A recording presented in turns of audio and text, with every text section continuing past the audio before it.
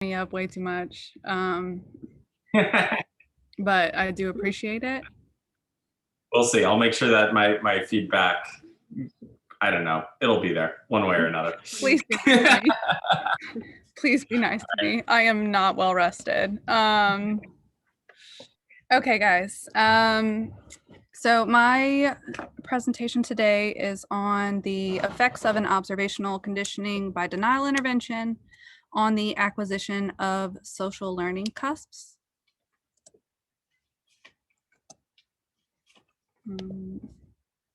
Okay.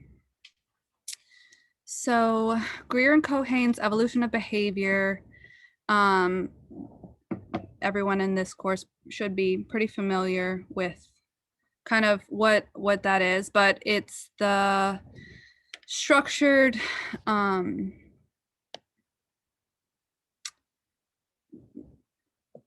it's structured based on the sorry guys, my Zoom thing just cut across the whole screen. Bear with me one moment. Greer and Cohane's evolution of behavior was formed by empirically identifying necessary prerequisite or co-requisite repertoires needed by a learner to progress. Essentially analytically verifying the ontogeny of the individual. So this was based on the function of language as behavior, which was theorized by B.F. Skinner. And it was researched by behavior analysts to bring us to what we know today. The important outcomes from this analysis included verbal categorization, building a verbal community, and precision in identifying the procedures and tactics in to implement with learners to provide appropriate and individualized instruction. So it identifies what we know, or what we refer to as verbal developmental cusps, and that term was used by Rosales and Ruiz and Baer. The verbal developmental cusps allow one to come into contact with new contingencies, which results in learning new things that could not be learned before or are now learned at faster rates. Observational learning is one of these cusps, and it's also a capability. And this study focuses on 3 social learning cusps, and those are observational performance, when one emits a behavior that's already in repertoire as a result of observing someone else receive reinforcement or punishing consequences. Observational learning of new operants when one learns something novel without direct instruction. Observational learning of new reinforcers or conditioned reinforcement by observation. For that, previously neutral stimuli are transformed into reinforcers through indirect contact with those stimuli. And so these cusps are important because they're based on indirect contingencies in the environment rather than direct. So we know that not all individuals are phylogenetically able to learn this way. These cusps don't develop spontaneously for some individuals. Children that are diagnosed with autism have deficits in social communication, social interaction across different contexts, as well as restricted and repetitive patterns of behavior that limit their community of reinforcers. Children with autism or other developmental disabilities have difficulty developing or adjusting behaviors to suit various or social contexts. The trajectory for these learners changes tremendously with the induction of these cusps, allowing them to learn in new ways and at faster rates than previously able.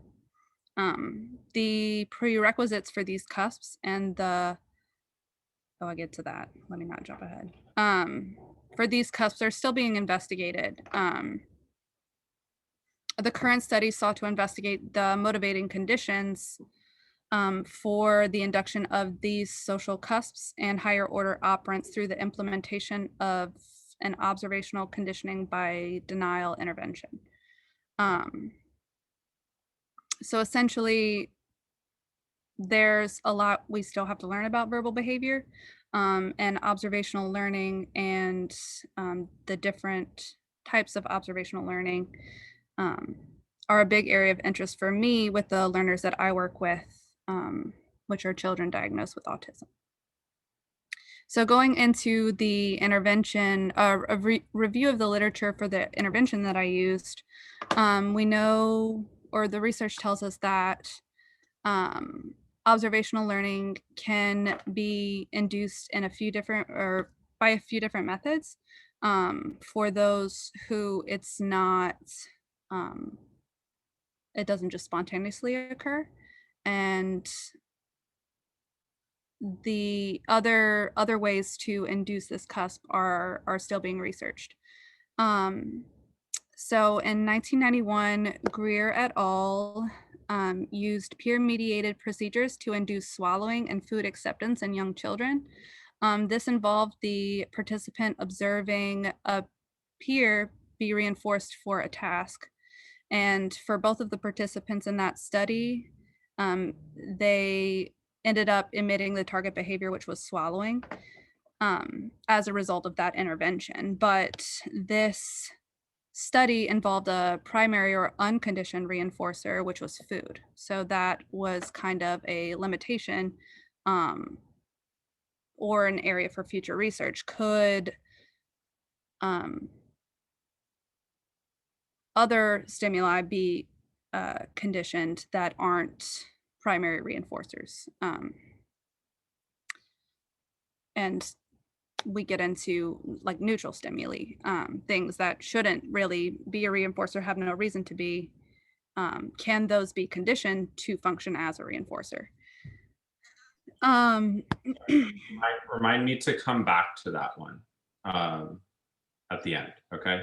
Remind me that I want to make a comment on that one, or I could write it, but somebody remind me. I have a note. Okay.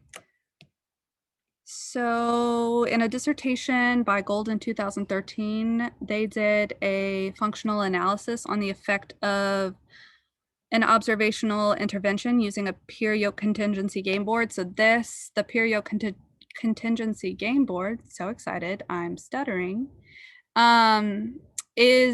was the, I guess, most used way to induce observational learning, or it's been researched a bunch. So they used that intervention to induce observational performance and observational learning of new operants, as well as the naming capability. It was shown to be, the peer yoke contingency game board was shown to be effective in inducing those cusps. A second experiment was conducted using the same game board with the reinforcement of duplicative behaviors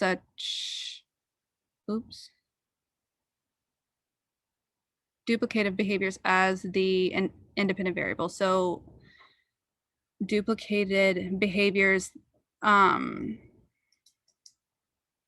in the current study, it's referred to as like performance tasks, I believe. And so they tested them under two different conditions, one with a peer present and one without. And it was found that the peer condition resulted in the cusp being induced, and the no peer condition did not increase the participant or the peers' responses to the probe trials. And I thought that was interesting because it considers the presence of another person and observing their behavior. Olaf and Hoth, 2020, used an operant discrimination procedure that involved the denial of access to a visible reinforcer as an intervention to establish conditioned social reinforcers and subsequently induce bidirectional naming. Byers in 2016 did a dissertation conducting an analysis of the relation between preschool children's attention to peers and the presence of behavioral developmental cusps, learning by observation. Sorry, my little box thing keeps getting in the way. Go back.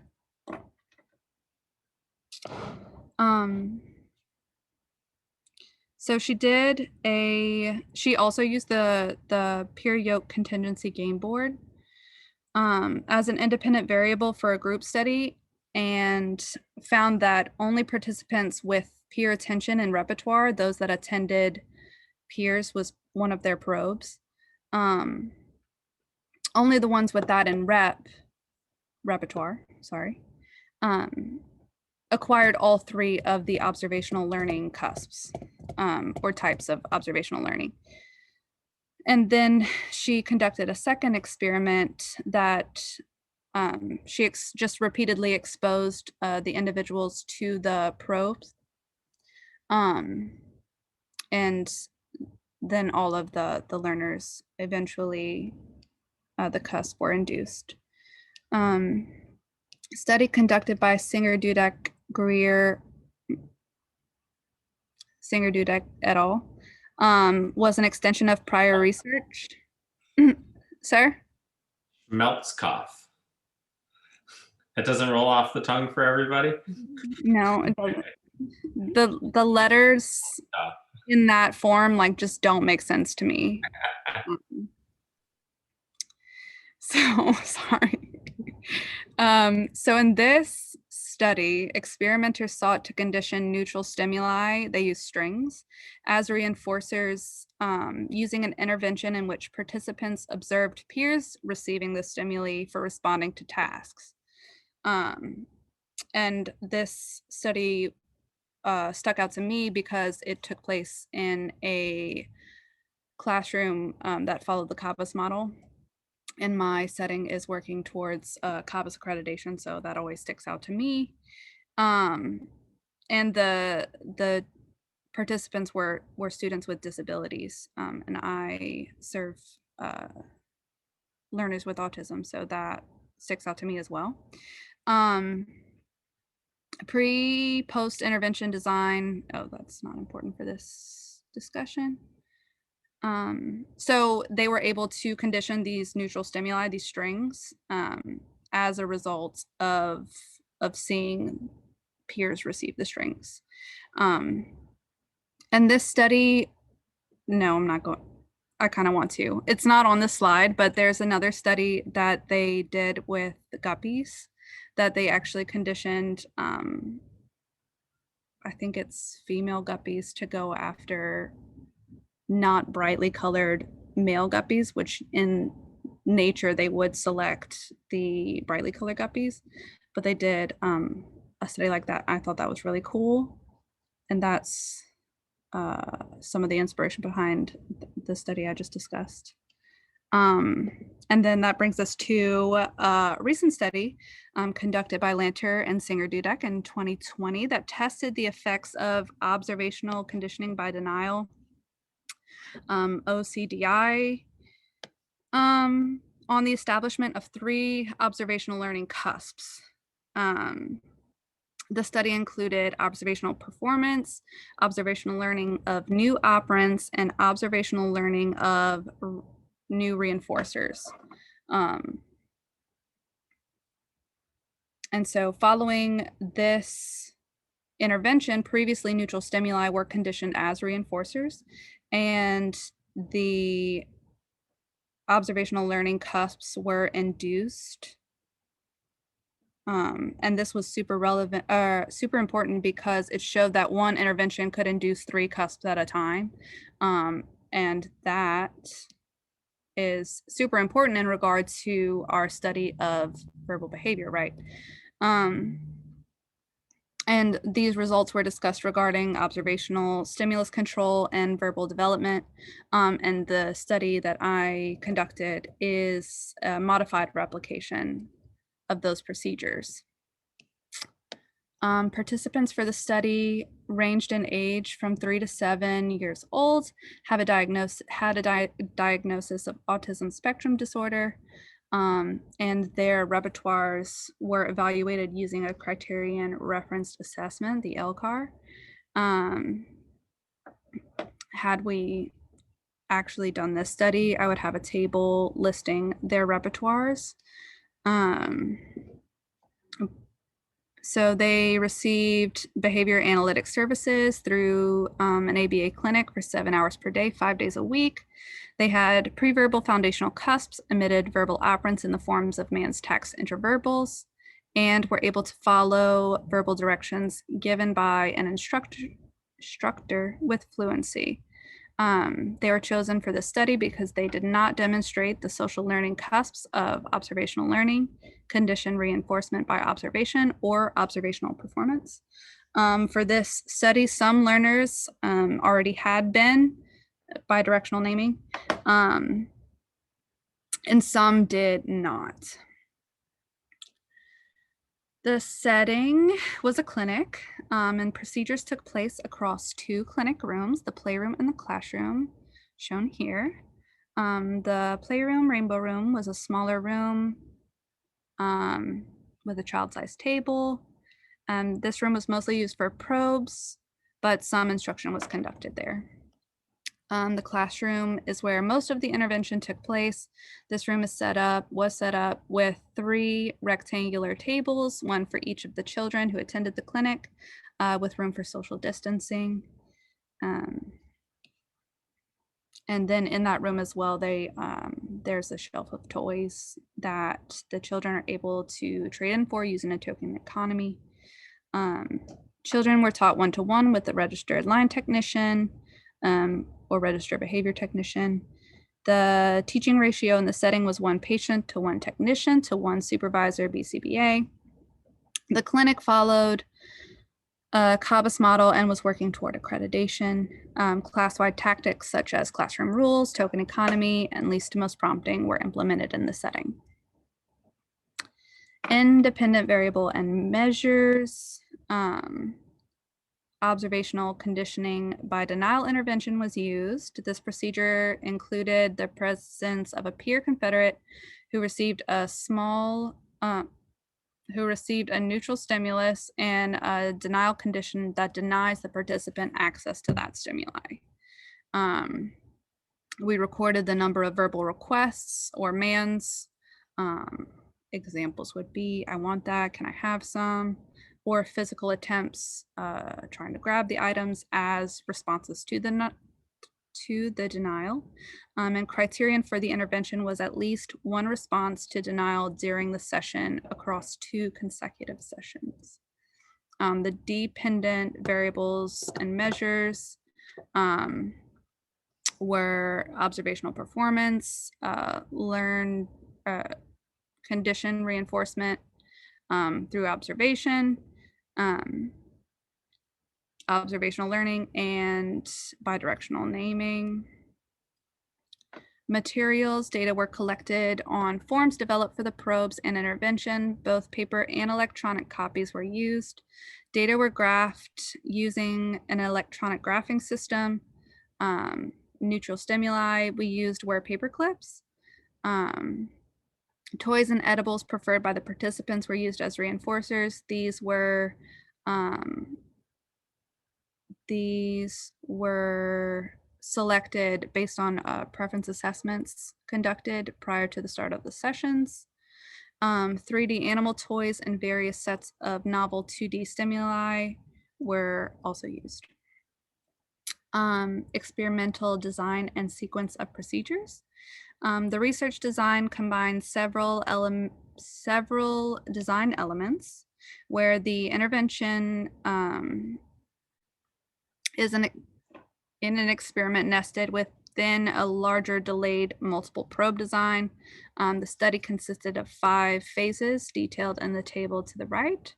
So phase 1 was the pre-intervention reinforcer assessments. So we tested the condition reinforcement effects of known stimuli. So those selected via preference assessment. and non-preferred stimuli on a master task. So the non-preferred were those paper clips.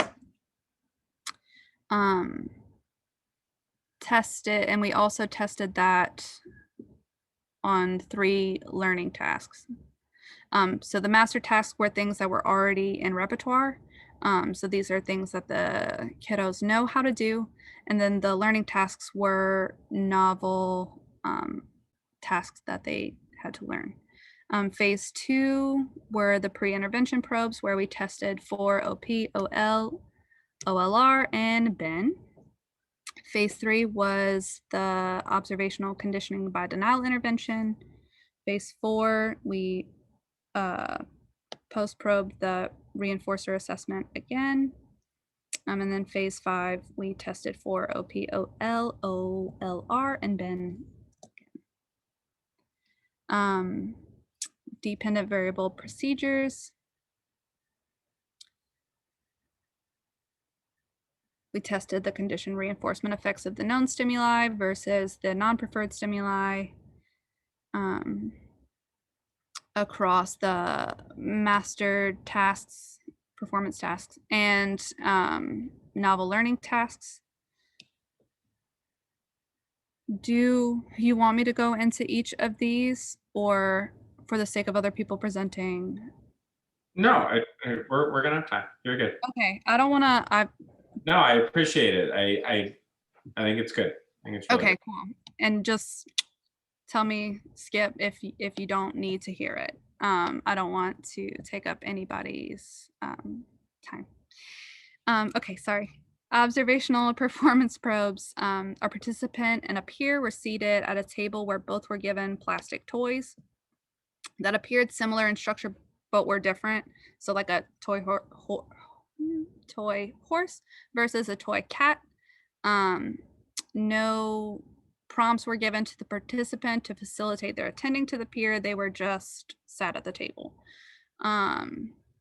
The experimenter attended to the peer and provided approvals for their behavior. If the participant duplicated the peer's behavior within 5 seconds, a plus was recorded. If they did not imitate the peer's behavior, a minus was recorded. The experimenter did not provide reinforcement to the participant during the 10 probe trials. Criterion for presence of the OP cusp was 80% or 8 out of the 10 correct or higher. Observational learning.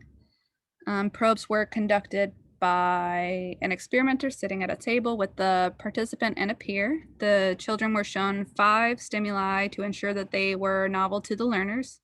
They were told they're playing a game, which requires their close attention.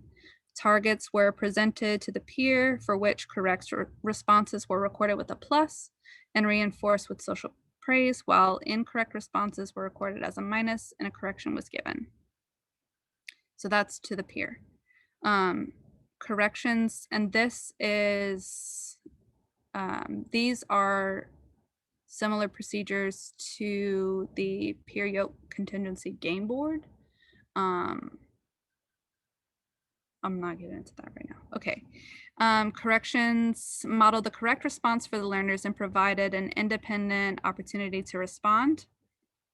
The experimenter provided social praise to both the peer and participant for appropriate classroom behavior. So thanks for staying in your chair. You're being so quiet right now. Good job.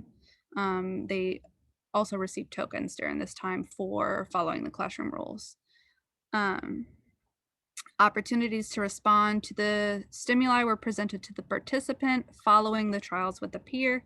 If the participant emitted a correct response, a plus was recorded.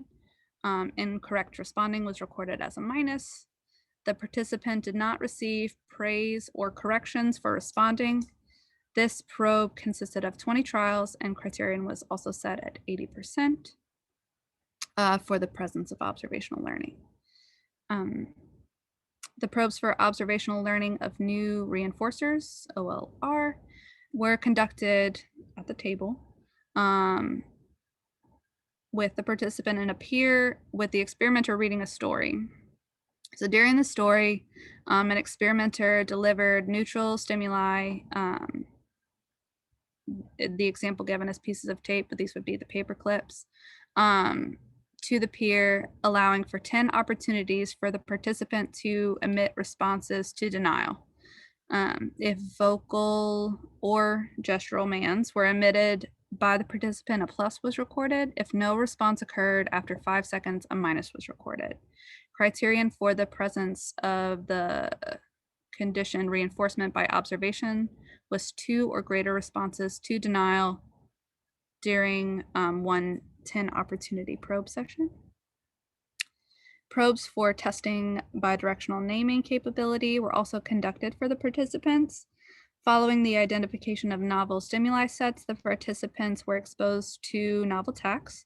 Then responses were probed across different topographies, across speaker and listener responses. 20 test trials per operant were conducted with mastery criterion of 80%. Correct responses, 80% correct responses or higher. If the participant emitted a correct response, a plus was recorded, and incorrect responding was recorded as a minus. Intervention procedures, peer and participant seated at a table separated by a partition, so they can't see each other. The only thing that the participant can see is a clear cup into which the neutral stimuli were delivered. 10 trials of a master task were conducted during which the peer received the neutral stimuli while the participant did not receive any reinforcement. The experimenter recorded the number of verbal requests, commands, and physical attempts as a response to the denial. Criterion for the intervention was at least one response to denial during the session across 2 consecutive sessions.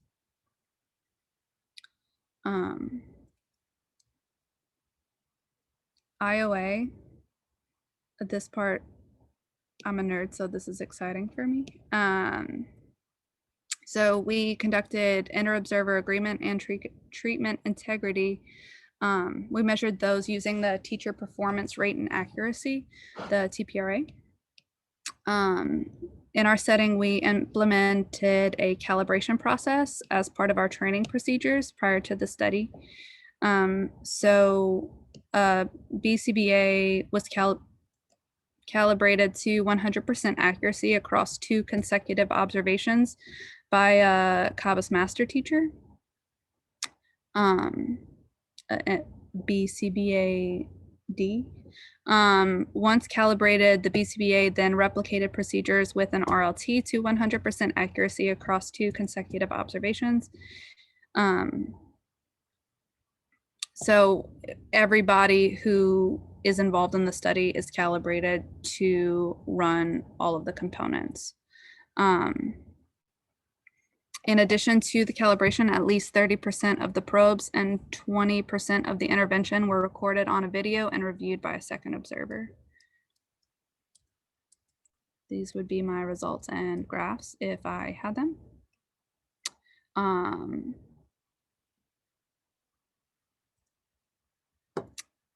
So I wanted to talk about some implications and social significance of this study. I actually want to go back because I think I had a prompt. Okay. And I don't think it's on here.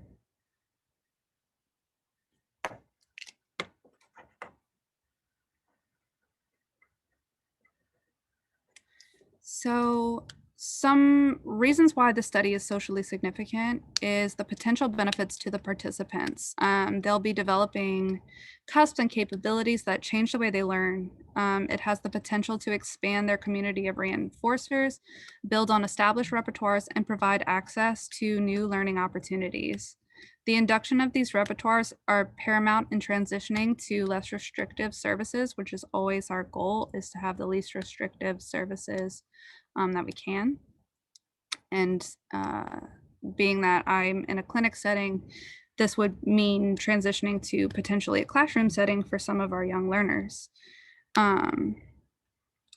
This research is valuable in identifying and supporting effective and efficient procedures. That's the prompt. effective and efficient procedures to increase learning opportunities and the rate of learning for children with autism. Other interventions to induce these cuffs require a lot of materials, require a lot of time and effort on the part of the experimenters. But this intervention, aside from multiple sets of stimuli, which in the clinic are not usually in short supply anyway, but aside from the stimuli sets, it's pretty low effort and low cost. Findings of the study add to the growing body of research on motivating conditions for behavior change and selectors in behavior selection. Procedures used in the study involving human participants were approved by the appropriate institutional ethics committee and have been performed in accordance with ethical standards. Here are my references. Any questions? Did it. Nice job. Thank you. All I right. feel like my pace was a little all over the place, but I just get really excited and then have to tell myself to slow down. You're good. But you wanted to talk about the Greer study. Yeah, keep that up. All right. Any comments or questions from the gallery?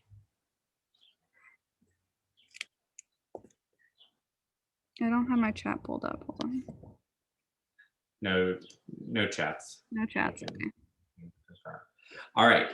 Awesome job, Clarissa. I really appreciate the detail that you put into this, the very clear time and effort and thought behind a topic that I know that you are very, very interested in. And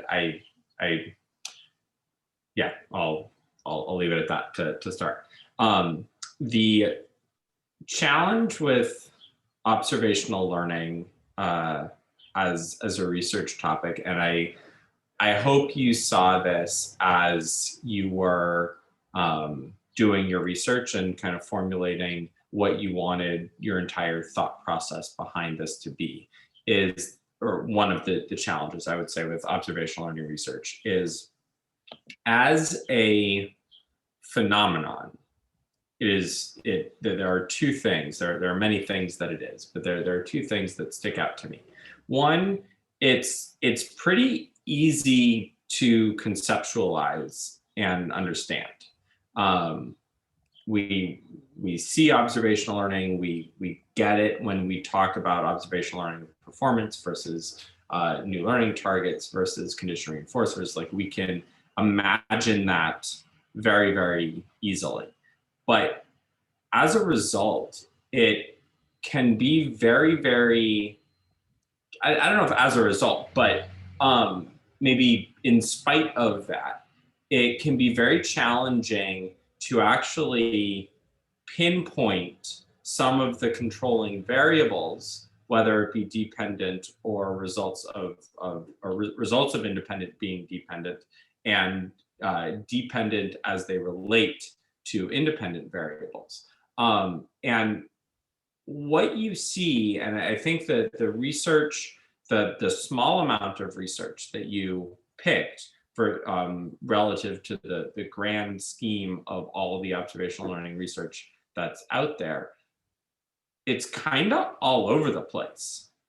Like, there really isn't consistency in the dependent variables that are measured. There's always like one kind of smallish target variable, which is, did they learn the thing or did they do the thing? But then it's very easy to get bigger and bigger and bigger and bigger. And by the end, you're throwing in all of these other repertoires that are really hard to control for in one paradigm, right?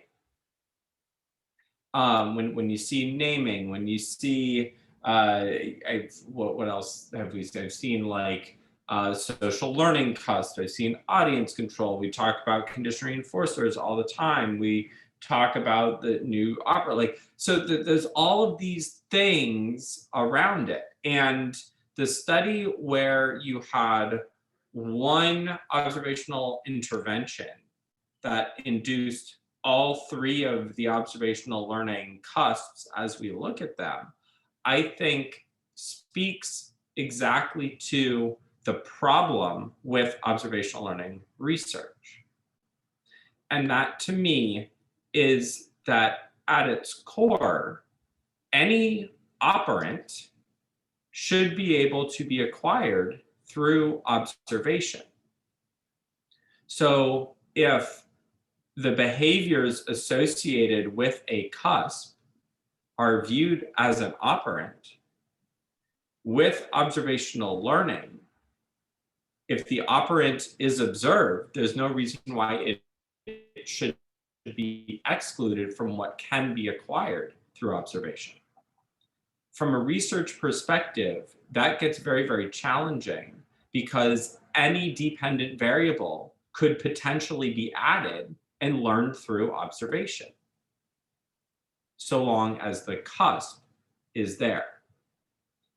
Does that make sense, Clarissa? I'm mostly following. So, like, I also have so many like articles like yeah, in my yeah, head because like you said, there's a lot of research.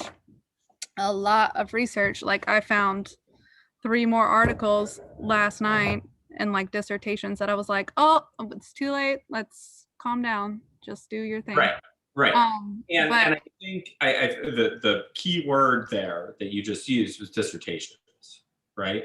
Observational learning is prime target for dissertations because of that ease in conceptualization. mhm. Furthermore, because you can add all these dependent variables, but none of those dependent variables, or very few of those dependent variables, get through to publication because the ability to demonstrate control when it comes to those dependent variables is near impossible. It doesn't make sense that one intervention would have such far-reaching impacts so consistently. What does make sense is that the induction of observational learning in some capacity for many kids will unlock the door to be able to learn anything through observation.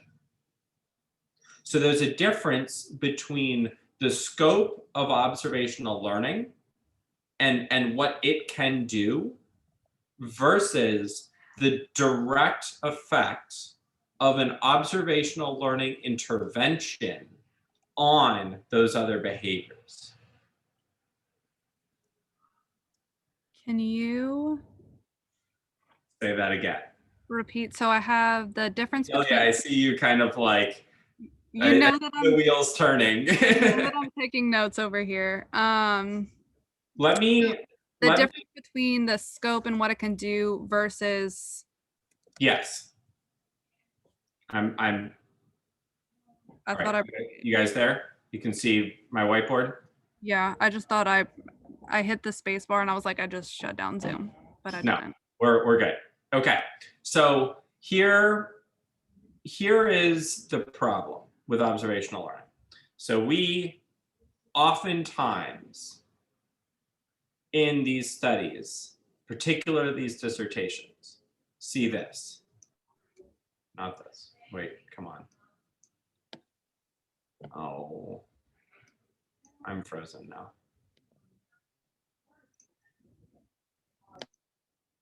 Are you guys there? 5, 4, 3. Yeah, we can't see you, but we can hear you. I can't draw. Things appear to be frozen. This is no good. Uh-oh. I'm just waiting for Zoom to crash on me. Are you still there?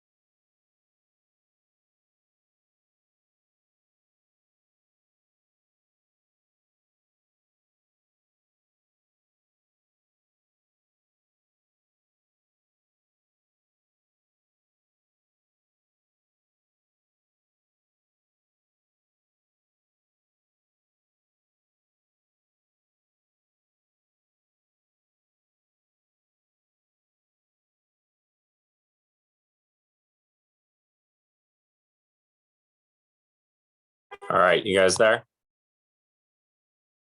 Okay, well, I'm now on my phone. My computer full froze. Complete. Here it comes back on.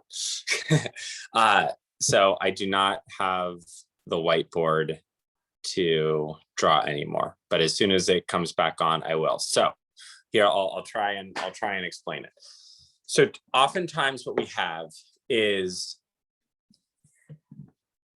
like our 4 dependent variables. Then we have an observational learning intervention.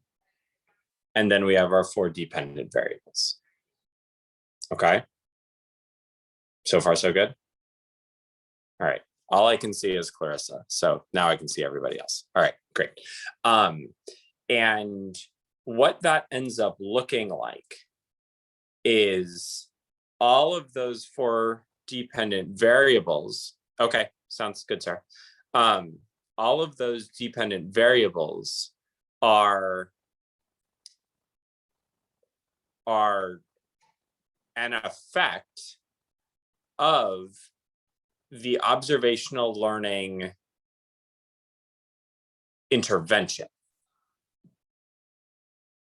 So what it looks like is this Yo contingency game board is this magical intervention that can induce 3 types of observational learning and every form of naming and listener literacy and all these reinforcers and this and that next thing, right? All because of a Yo contingency game board. And that should feel off, right? What about this one thing is doing all of this? Correct. Like, give me the conceptual basis for why that's the case, right? And but another way to look at it is here are these couple of dependent variables. Then here's a measure of observational learning independent of those variables. Observational learning is not there. Then we do the intervention. Then we measure observational learning again. And now observational learning is there. And then we go and do these other measures. So it's not that in that paradigm, you have an experiment nested within an experiment, right? You have the induction of observational learning based on the Yo contingency game board, which is the only thing that the Yo contingency game board is inducing. But then you have all these other variables that are the dependent variables for the presence of observational learning. And the presence of observational learning itself is the intervention.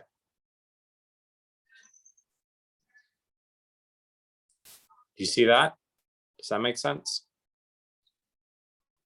So what you're, another way to look at it in non-ABA research, the way that you would do this is you would get 500 people. 250 of them would pass an observational learning test, and 250 of them would fail an observational learning test.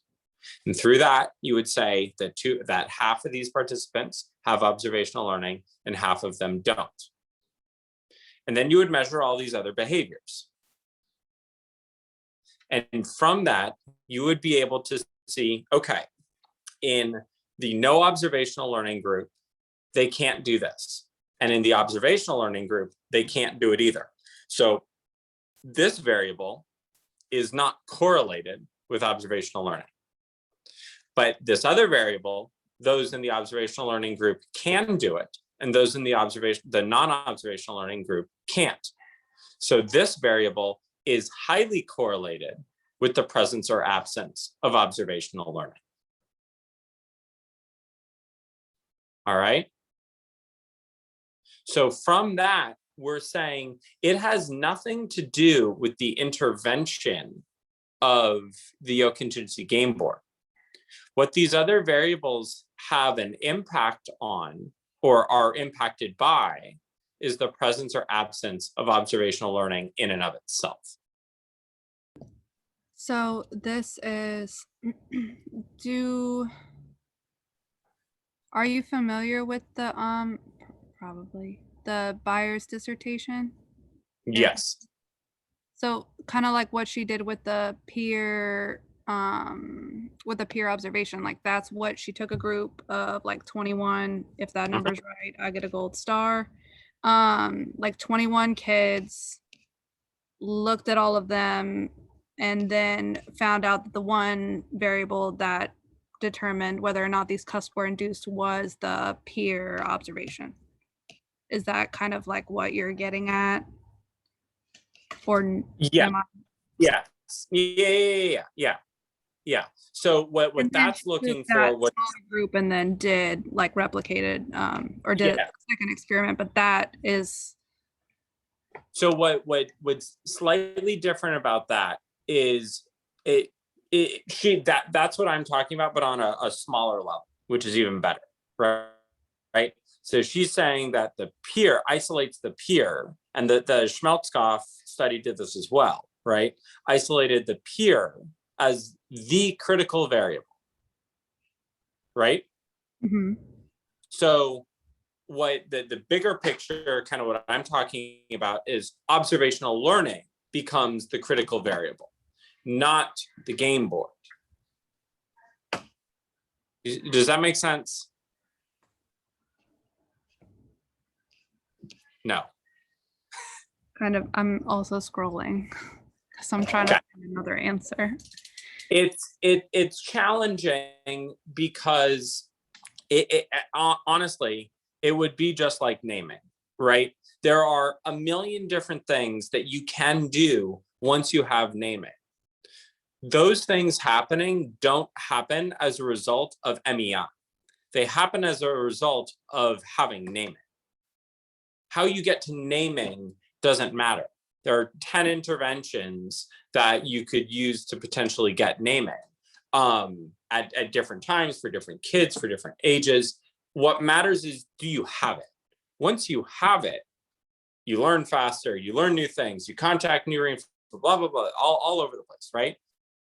That's not dependent on MEI. It's dependent on naming. So we have to be careful with these the interventions where the actual intervention has all these other effects. So what here's what I'm trying to say. When it This comes is to design, like, so from a curricular development perspective, you're like, yay, go do the one thing that does the three things. But from a design, we want to know what that one variable no. is. Yes, but no. I Right. think so. What would happen here? This is what I want to. This is what I want to say. No single intervention is going to work for every kid to the same degree, right? The Oak Game Board isn't going to induce observational learning for everyone. MEI is not going to induce naming for everyone. A paired test isn't going, well, that's a bad example. That should work for everyone. But there are these interventions, there are these pockets of people that the intervention is not necessarily going to have an effect on. Okay? If the dependent variables were behaving independent of each other, then we could have a situation where, let's say, observational learning was not induced through the Yolk Contingency Game Board, but one of the other variables was.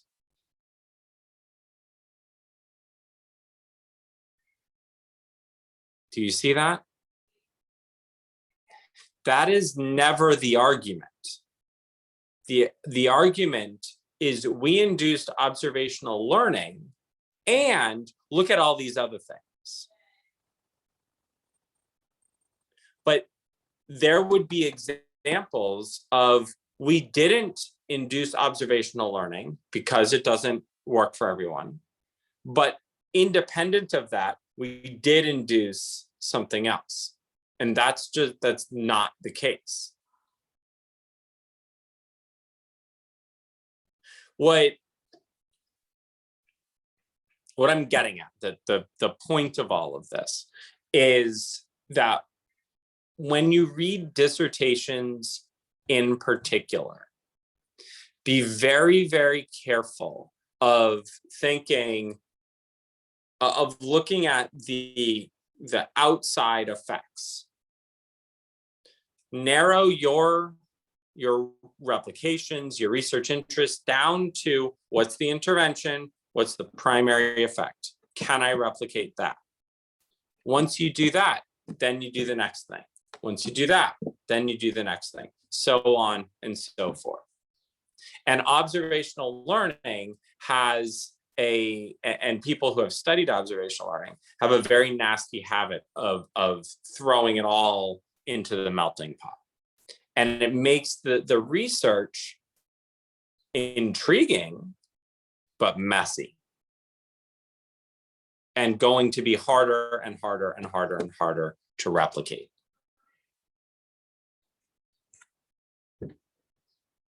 All that to say, you did a really good job.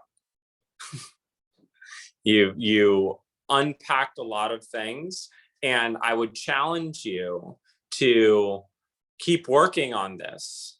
Don't run it yet, but keep working on this and try and narrow the scope and really make sure that you, as an individual, feel that you have a good conceptual grasp on what would or could occur and why.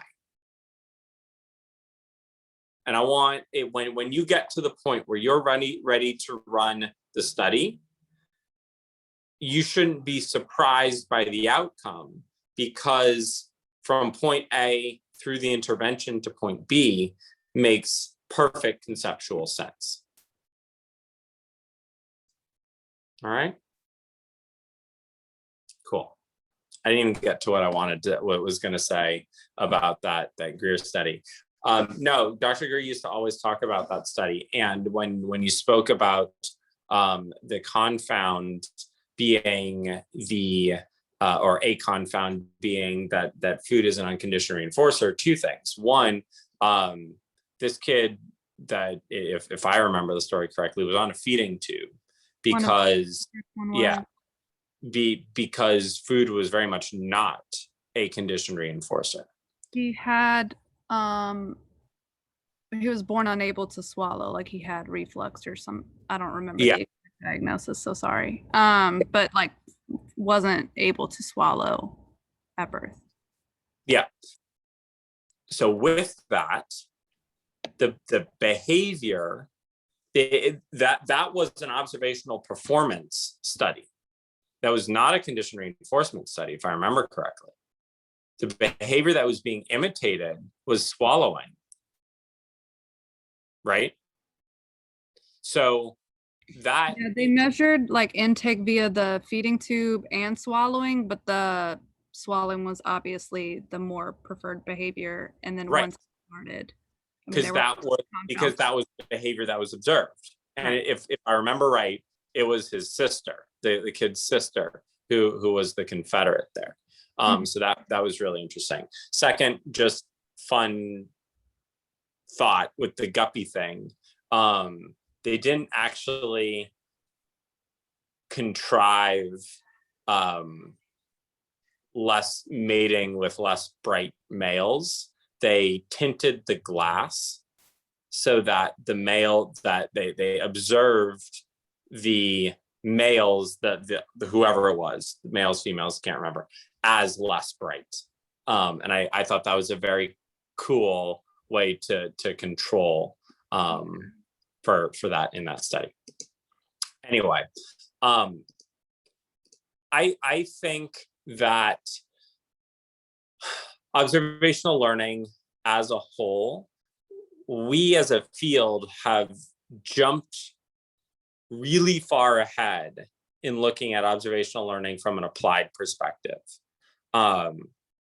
We've kind of left the basic science of observational learning in the dust, and that's something that I'm really, really interested in. And I have some experimental designs written up that I would love to implement someday, and get a non-arbitrary measure of what observational learning actually is and looks like. So I think that could be fun. All right, I'll shut up. Is anyone else presenting? I was gonna ask, did anyone else have to present? Because I'm so sorry. An hour later. Is anyone else presenting tonight? I can't remember who has or has not in this class.